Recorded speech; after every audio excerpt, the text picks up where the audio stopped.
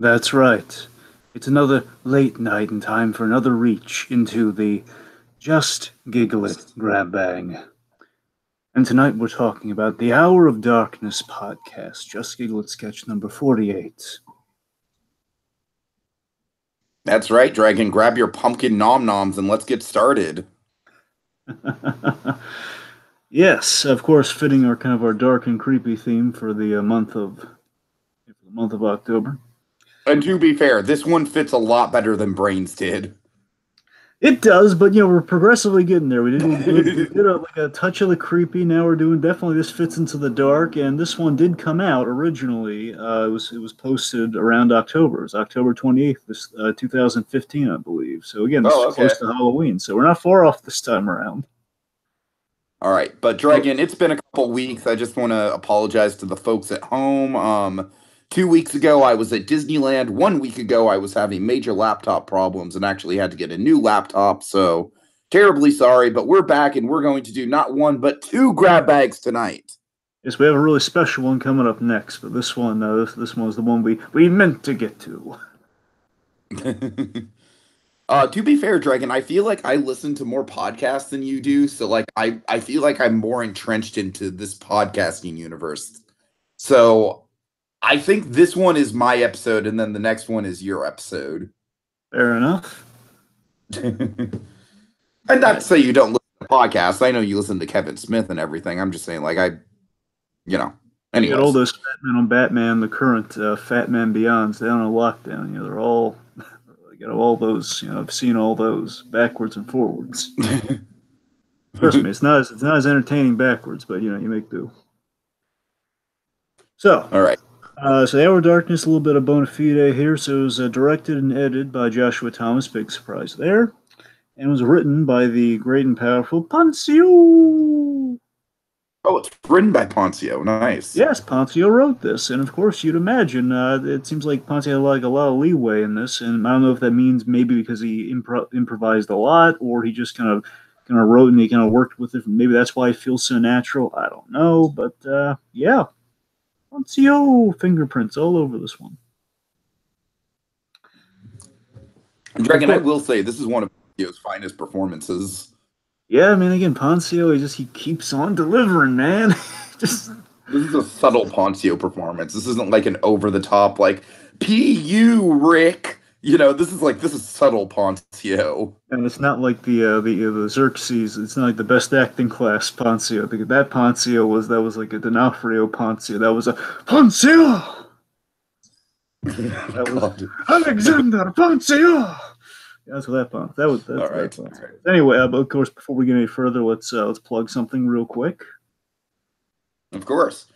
So, folks, if you're looking for like some that's a little bit dark gleam.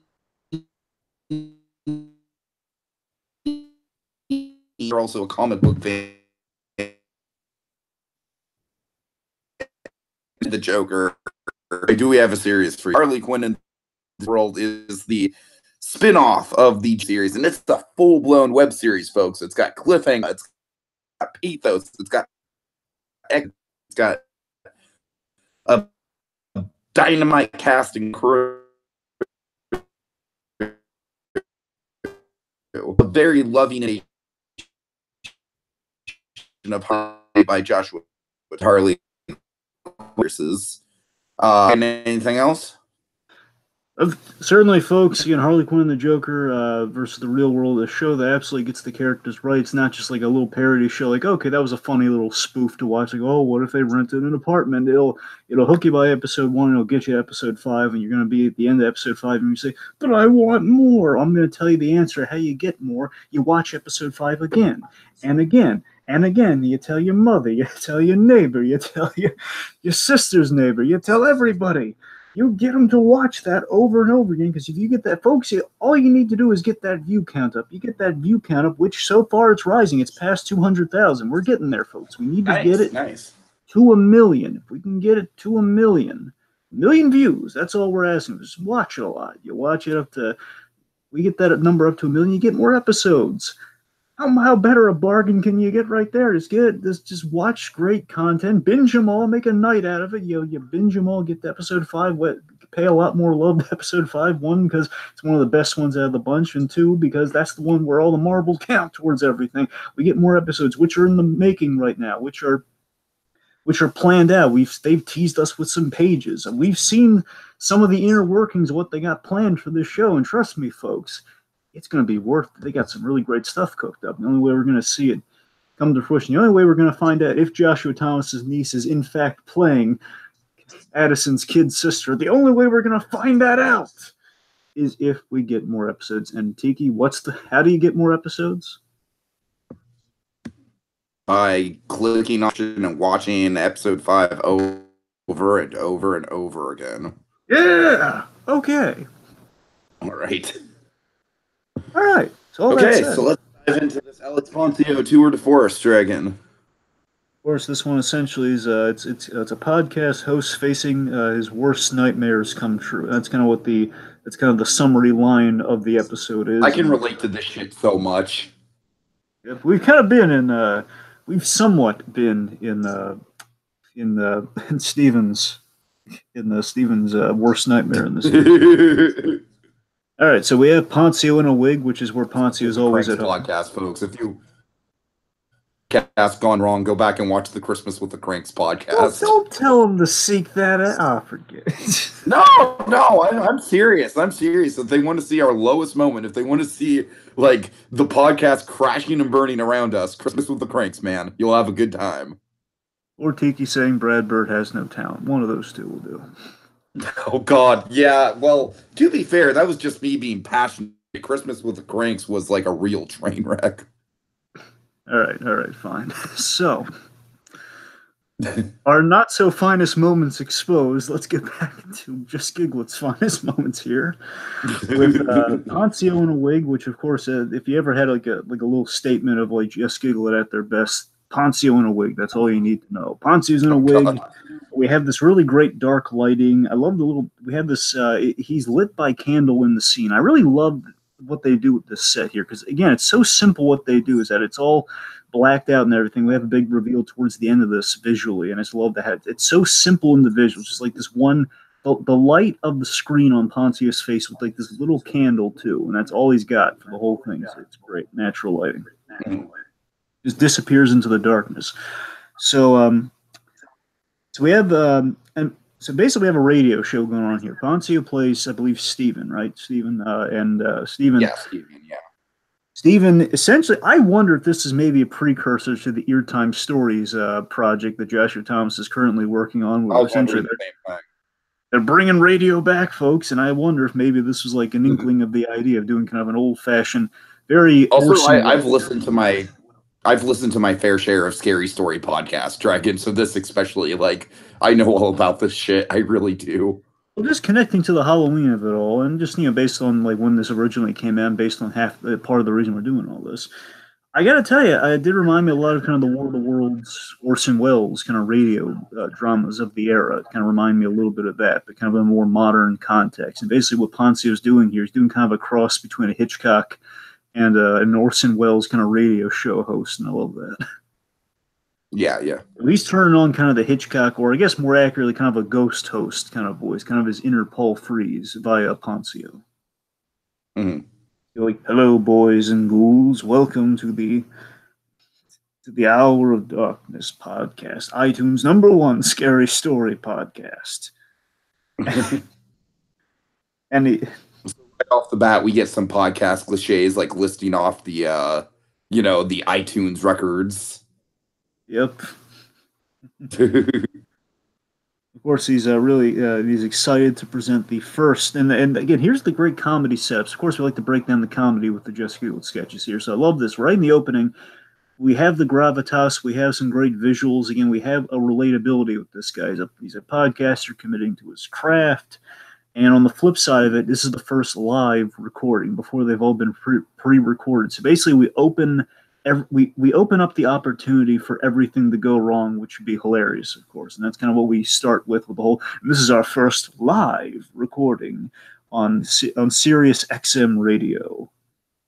But you can still download the episode at a later time on iTunes. And this cracks me up when Poncio is saying that. I just love this little shift in the camera. We have like a live camera recording this too, where we see like Poncio just kind of almost looking to this camera. It's kind of like a close-up shot. I love that. Really great subtle editing in here, Dragon. It is, because basically in the wide shot, like we have the image that we're working with here. Basically, that's the image that I love how very stationary we are. Like he's in this one location for the whole thing. And that's him when he's in the groove and he's trying to maintain that groove. But then we have it when he's kind of, we mess with the camera, we mess with the framing when he's stepping out of that world. Like something's off, something's amiss, like a wig will come off and things are starting to go off the rails. Or in the case of like the little product placement and everything, it changes that aspect ratio. It changes that, that camera angle. And it's like, but you can still download, it just goes from like the kind of that Hitchcockian radio voice to, but you can still download the episodes later on iTunes because people are afraid of change. So he guides us through. Right. Keep going. Hollow tales. He'll be here. He'll be our guide through these hollow tales. But first, my listeners know not to get scared on an empty stomach, and this is why I recommend Nature Box. Love the product placement so much. Pumpkin nom noms, and they were delicious. Thank you, listener Jackie from Delaware. I'm going to little kind of a fan cannon, a little head cannon here. I think it's the same Jackie we've been having since that Jackie video. Oh God, we don't know where she's from. It could be the same Jackie. It could be that Piper Henson Jackie that we had, But don't worry, listeners. You can get your own free trial by going to naturebox.com/dog. So right off the bat, Dragon, I Nature Box plug. It's so spot on. I kid you not. I was listening to Hollywood Babylon recently, and Hollywood Babylon, basically the Smod, Kevin Smith's Smodcast podcast network. You have ads built. Like Kevin Smith, you know what? We're gonna do it, so let's do it in a fun way.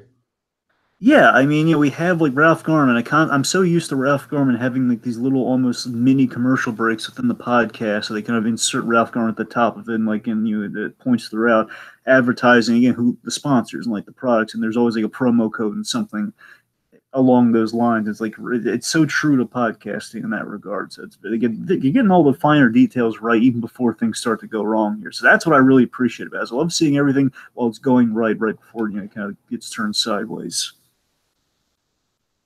Technically speaking, like we're not on any official sponsorship terms with them, but I feel like Just Giggle It themselves are like the closest things we've ever had to an actual sponsor. Yes, I mean, just for any lawyers out there, just to be absolutely clear, we are not officially sponsored by Just Giggle It. If we said we were, we'd just be doing because it would sound nice. We have absolutely no backing, no factual.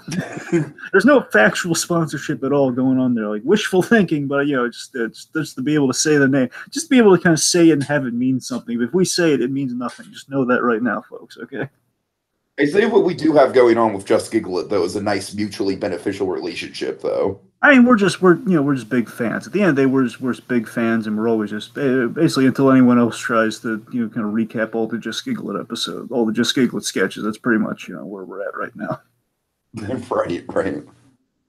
All right, but again, just we're humble big fans, and we love them. If they believe me, if they do something wrong, believe me, there's at least just a tease in case if anyone's just wondering, oh my God, they're in Just Giggle It's pocket, which of course, again, really we're not. But if for some reason there's some guy out there thinking, we're just like groveling at Just Giggle It's. Let me just tell you this. I mean, to be fair, there's definitely been sketches that we've covered on this show that I've liked more than others. That's what I'm saying. Believe me, folks, there's a sketch or two I'm really not looking forward to getting to, and believe me, when we get there, we's a point where I'm gonna be like, oh man. The Excitable Spider-Man, anyone? Well, now you've given it away, but sure. Let's just say that's the one I'm really not looking forward to getting to. It's not that. We're gonna have to do it at some point because it ties in too well to Marvel stuff. That's what I'm saying. At some point, if someone picks it out, it's not something we could just ignore forever. That's the thing. That's the one out of all of them. Like, at least, I mean, there might be another I haven't gotten to yet. But that's the one I have seen. It's like, oh boy, I do not look forward to getting to that one. So, I mean, believe me, folks, we'll call them out when they do something wrong, and that's the telling thing about JustGiggle. They get so much right. We rarely have to do that. But, again, live and learn. We've seen them grow, and we go to the early videos, you're sure to find some stuff that's not as up to snuff as they are now. So the point is, let's get back to basics. Let's get back to the thing we are talking about right now. Yes. Okay, so first tale comes to us from Lord Chewbacca 89 in Madison, Wisconsin. Dragon, I think we're gonna have to get a new name for this guy because I'm not saying that every time. Anyway, I had to. If I didn't, Monkey would be disappointed. Let him be disappointed. Anyways. Anyway. Folks, where I absolutely hate the line in the Solo movie, Chewbacca, I'm not saying that every time, and I mock it as much as possible. I like a lot of elements in Solo, but yeah, that's just. But you don't like that line. I don't look. I'm not bothered. I'm not a champion for it. I'm just saying, yeah, it's there. I just don't really care about it, but it's there. It's not like we don't know how basic human communication works or anything. I have to spell that out too for the fans. All right, I'm done. Look, every time Chewbacca mentions a freaking trigger for me. All right. One of these days, we're gonna. I just hope you get out of your system with all of these, and you're gonna realize when we eventually have to do that commentary, you're just gonna be able to not make that joke every 5 seconds every time Chewbacca's on screen. That's not every 5 seconds, but I'll definitely harp on it when we get to the actual scene. God. Anyway.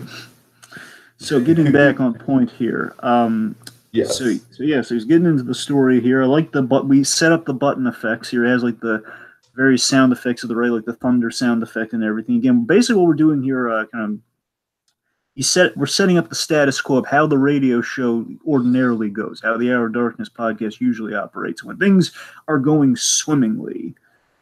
So what's the story here? It's about Billy Thompson. Yeah, it's basically a Ouija board story, Dragon. I don't have it written down word for word, but so Billy Thompson, played by Joshua Thomas, in creepy little black and white flashback. Billy Thompson, he was an 11-year-old kid. For his birthday, he got a Ouija board from his deceased grandfather,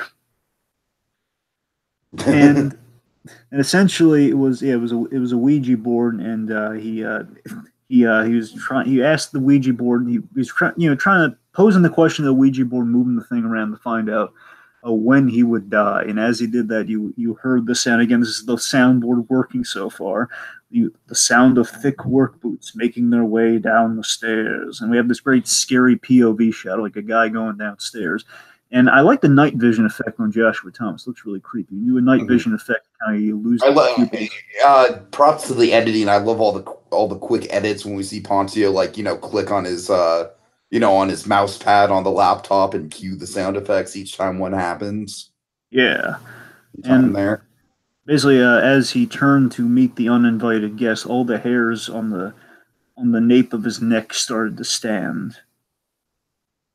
And then he screamed so loud, so spine-tinglingly. So loud, so there was a scream so loud, so piercing. The sound still rings in my ears to this very day. Believe I'm not doing Poncio justice. I'm just kind of reading it as it is right here. So we build this up. It gets built up, and he cues the sound, and Hey Steven, it's your brother. You fucking suck, nerd. It's Joshua Thomas as Steven's brother, Michael. Oh God.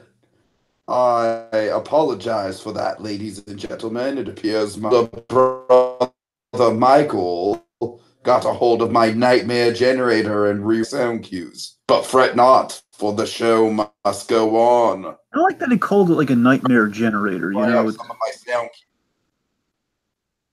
Sorry. Go ahead. I mean, I like that he calls it a nightmare generator, kind of dazzling up like the soundboard and everything. Is my nightmare generator? He got in there and he messed around with everything. We test the sound cues. The wind howling. Nerd. A demon scream. Nerd. Basement door. Door. Nerd. Cellar door. Door. Nerd. You get the point. You get the point. An a-hole brother named Michael saying nerd. Nerd. Oh, big surprise. This is Poncio just kidding.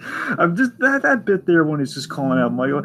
Oh, your brother saying nerd. This is oh big surprise. And you can see I just love the close again. I love how we have the stationary shot of Poncio being helpless here and just getting so flustered on air. It's yeah, you've been there when the sound cues don't work and everything. It's awful. I'm sure you can relate to that, Dragon, because you are a sound cue guy. Well, I used to be with the when we did Daredevil and and yeah. At least for the first seasons of those. So, of course, but I just love that he was he's trying to go. I mean, this is the position we've been in at times during those but fret not, folks. The show must go on. The old saying in radio. So after, and of course, then after that we have a witch's cackle. So what happens with the witch's cackle? The witch's cackle reveals a very, very mean-spirited, malicious sound clip on Michael's end. Well, it starts off as a witch's cackle, and then of course it breaks down to. Okay, hey you bitch pussy, the Hour of Darkness podcast. You fucking suck, Steven. What is the hour of darkness? When your finger goes up your asshole in the bathroom? And then I love how Poncio just gets oh my god, oh my god. And then this is just really cutting. Man, this Michael guy, I swear to God, Joshua Thomas is really playing it up. He's like, you're an awful human being. Michael, out. I wonder if Michael getting killed in Harley Quinn and the Joker versus the Real World is a reference to just bad experiences with Michaels and other Just Giggle It sketches. I wonder. So after point is after again, that, I can't emphasize we're not giving it enough credit. I can't emphasize enough how hilarious Poncio is. Oh my god! So poor Poncio here is Steven. So I mean. Steven, basically what Poncio's done so well in that moment is you have so much sympathy for Poncio with the hurt feelings and all that. Because that was a really mean thing that Michael said to him there. And the fact that he really was. And so methodically that he had the fake out with the witch's cackle, then all that. And the really sad thing too is that he left some of them intact. The opening sounding. The idea is that Michael knew had. Here's the really screwed up thing. Here's the real dark quality of the whole thing. All right, follow me on this. So Michael had to have listened to the Hour of Darkness podcast just to mock his brother in anticipation for what he was about to do. And for what he was about to do, he knew what the opening sound cues would be, and then waited until it get to the zenith of the story. When it got to the zenith of the story, that's when he would start messing with him and everything. And of course, he has what follows happening all queued up and everything. So my God, I mean, for someone who hates that podcast, he dedicated a lot of time and malicious. Michael, he's a sick puppy. Again, just straight up saying you're an awful human being. Yeah, that's not the pot calling the kettle black. I don't know what is. So then Poncio again, very demoralized, very defeated. He removes the wig again, kind of his tether to him being in character because he doesn't need to wear the wig because obviously no one's going to root. Well, it has a camera. I don't know what the deal is, but I mean, for all intents and purposes, he doesn't need to be seen. The point is he removes the wig. That kind of got him into character. He's feeling good about himself, and he says, "Well, folks, we must put our tale to rest to technical difficulty."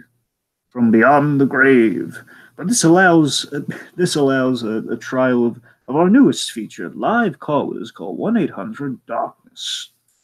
We have our first caller, and it's his mom, and his mother. It's your mother. Two things real quick. One, the mother is portrayed by Sipka. I think it's Sipka doing an excellent job. Okay. Sipka did an excellent job as the mother voice. I think he did such a great because it sounds so convincing, doesn't it? It really does. I didn't even think about it. It's a thing. I mean, I thought it was such a great thing. I heard I saw his name in the credits, but yeah. But you're right. Logistically, he would there is no other role in this. Hey, that's Sipka. That Sipka knocked it out. I mean, I know he came up with the whole adage of another Joshua Thomas Grand Slam. I mean, coming up with that, he's still, yeah, he knocks it out of the ballpark himself. That Sipka doesn't give himself enough credit. Anyway, so Sipka's playing Steven's mom here, but I love the bit that here's the endearing bit of it for me. It makes me have so much more sympathy retroactively for Steven here. Is the whole "Hi, Mom." I just love him saying hello on there. So he's like, okay, oh, she's calling. He thinks it's gonna be like a little pleasant encounter. It's like, oh, hi, Mom. It's like that's like the mother calling at the office place or something. It's like, oh, hello, hi, Mom. It's just, oh, Michael told me you needed help. So basically, this is yet again Michael screwing. Michael screwing Steven over yet again. This is a live radio show. It's on Sirius XM Radio. Oh, your little radio show. Dragon, okay, I just want to stop right there. The little radio show is like exactly how 100% of my family views this podcast. So I can relate to this so much. Right. It's not that they disqualify it or think it's stupid or anything. They don't get it. You know what I mean? And I've heard like, oh, you're gonna do your little radio show. I'm just like, okay, yeah. All right, just call it a little radio show. Sure. It's not like I've devoted like a bulk part of the last 6 years of my life to this or anything. But of course, no one ever used like the Mickey Rooney comparison of like, oh, let's get a barn, let's put on a show. It's never just the show; it always has to be the little show. Right, exactly. Why the little? Why the cutesy? Why the little? Why the? Why can't you just say the show? Anyway, so I think no words about it. YouTube is a hobby for me, not a career, but still. Right. Anyway, so are you in the basement? And then of course she's coming down, and then we reveal it says, "Oh, don't do that. They're haunted stairs." Ooh, it's a haunted staircase. Ooh, now that cracks me up. I tell you, Ponce saying a haunted. They're haunted stairs. Ooh, I think that might be my short of the whole. Like, oh, what a surprise! Short of that, I think it's my favorite Poncio line in this whole thing. I think it's just hysterical. So then we have the reveal. Basically, he kind of claps on it. She's like, she's almost to the door. And again, I wonder why. Again, he's saying, "Don't come in," and she's like making her way down there. I'm almost to the door. Like, why would you come down just to ruin the radio show? What are you doing, man? And again, that's an overbearing Norma Bates mom if I've ever seen one. Oh yeah. So he claps on. Then we reveal again. One could view this as a pointed commentary. I don't think that's the intention. I think it's just to gain sympathy for Steven. But I think it's up to interpretation. Like, how do you view this, Tiki? Do you view this commentary like a podcast, a radio show in like a bedroom in a basement, as something just kind of like a true to life thing, or do you view it as sort of a I think it is a true to life thing. I mean, you could always view it as like kind of like a more pointed commentary on it too, right?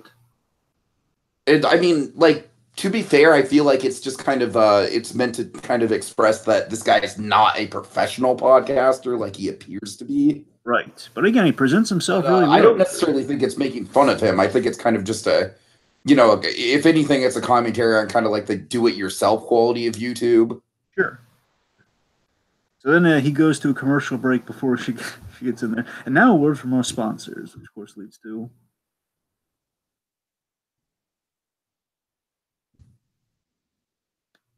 It just leads to... Right? Yeah, nerd. Michael! Oh, yeah, I'm sorry, yeah. Nerd! Michael, I hate you so much!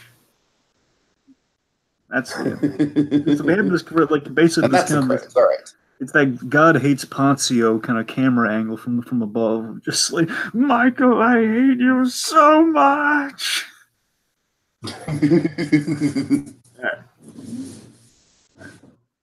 All right. Final thoughts, Dragon. Final thoughts. I gotta tell you, the thing I really want to mention before we're out of this is that I like there's a Frasier-esque quality of this, and I really appreciate it. There's like and this is kind of funny because Joshua Thomas recently, I know he started Frasier. I don't know if he finished there, and I knew he had watched Frasier earlier this year. because it was right after I had started watching Frasier, which I thought was hilarious. It's like, oh my god, how coincidental! He mentioned this on the Ear Time podcast, I believe. Anyway, so I take a think about this. I mean, it's such a Frasier-esque idea. Basically, it's again the modern. I think we've said this when we were doing the Frasier on Christmas in July when we were talking about Frasier. Frasier. If we did Frasier today, it would definitely be a podcast, and most likely be a podcast, if not radio. But of course, the old equivalent of Frasier was it's a radio show. He's a psychologist on the radio, where things would go wrong on air, and you'd have a lot of comedy you could mine from that. And we're kind of doing that with somewhat of a modern equivalent of that here, which is kind of the homegrown kind of podcaster from home. It's very well shot. It's very well performed. I love the reverence for radio. I love kind of the reverence and the passion for radio. Again, you could look at it, there might be a commentary on a cynical outlook on passion, or you could just look at it as kind of homespun passion. Either way you want to look at it. I like the optimistic view that I think we're kind of simpatico on. It's just kind of it's kind of the highlight of just that. Look how far a guy's gone with his own grit, his own bootstraps, and the world is kind of taking him down. You're kind of rooting for the guy by the end. So that's all nice. It's not dark in the sense of something really ominous and spooky's happening, but it's a guy trying to gleam at darkness while living in a false darkness. I think that's kind of what they're going for with this, and I think that's kind of a clever take on kind of our dark and creepy theme, I guess. Yeah, for sure. This is a solid one, is my point. Ponzio, of course, delivers as per usual. I think just the fact that this is basically a Ponzio passion project just kind of sets this over the edge for me. As a podcaster myself, I find this very relatable, and as someone who's into scary stories as well. So that's, kind of an extra notch of relatability for me. Very good one. Very good installment. Good old Ponzio, the mailman of comedy, if you will. He always delivers. All right. So, Dragon, we don't usually announce what we're doing next on the grab bag, but I figure since we're literally doing it right after this, and we've actually got a couple viewers, do you want to announce what's coming up? All right, sure. What the heck? Okay, so folks, what we're doing next for the dark and creepy. And again, emphasis on next is in literally keep an eye out. Maybe 10 minutes after this is over, we'll be going live with the next one. Yes. We're going to be doing the other. There are two of these, and we've done one of them. The other, Making a Murderer parody. We're doing the Manitowoc County Frame Shop. And Dragon, I've already seen the first episode of Making a Murderer, but I didn't need to see any context for this. This works very well with very minimal context. Oh yeah, so I can't wait to get to more so than the other one, because the other one kind of relies on you knowing who that guy is. But this one is just all right, these cops, clearly they framed some guys. Let's have some framing humor. Sure. So that said, that's what we're tackling next. And, of course, the tie-in with Making a Murderer Season 2, which is coming out this week. And, of course, we found out, also a little fun fact, just to kind of justify once more, and we'll go over this again at the very top of it briefly. But a little fun fact, Making a Murderer, the murder, in fact, did take place took place on Halloween, October 31st. So it is absolutely Halloween related, and it is kind of creepy. You see, it counts. It's a Halloween episode. Yeah, so we kind of covered a few bases on that one. Okay, so that does it for now until the next reach into the Just Giggle It Grab Bag. Oh my God!